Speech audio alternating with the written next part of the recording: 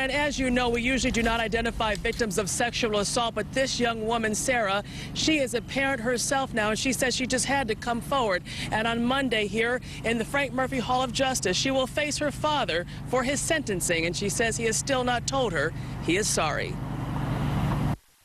For my family's sake and for my sake, I need to come forward. Sarah is talking about the abuse she suffered at the hands of her own father, 43-year-old Jose Angelo Rangel. Sarah says it started when she was just a little girl. Since the age of 6, he would make me perform oral sex.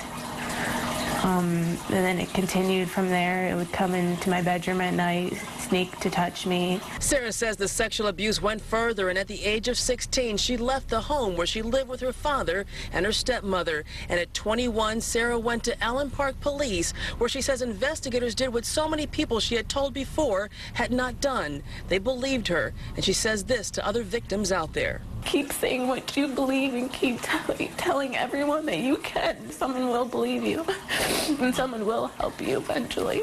Sarah's father, Jose Rangel, was charged with criminal sexual conduct in the first degree and in the second degree. But recently, a plea deal was worked out that would allow Rangel, who works in the field for DTE, to plead to second-degree criminal sexual conduct, which includes fondling. And in exchange, Rangel would only get 1 year in jail, but on a work release program, allowing him to keep his job at DTE. Sarah says she felt she had no choice but to agree.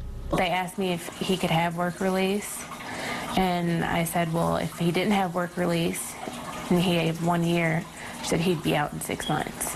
A spokesperson for DTE says they do not have a policy that prohibits felons from working at the company. But after we contacted them, they say they have taken appropriate action to ensure that Rangel has no contact with the public at this time. And as she prepares to speak at her father's sentencing, Sarah says she realizes she's in deep need of therapy. I'm not afraid, and I'm not ashamed to admit that I need help for it. It's not my fault. And the judge cannot go beyond that 1 year work release deal that was worked out between prosecutors and the defense attorneys. And a spokesperson for the prosecutor's office says that they believe the plea deal and sentence that the victim agreed to here are in the best interest of justice. And Sarah says that this has caused a rift in the family, but she says, Diana, she did what she had to do and what was right. Back to you. Well, Kim, you said Sarah lived with her father and stepmother when this abuse was happening. Where was her biological mother?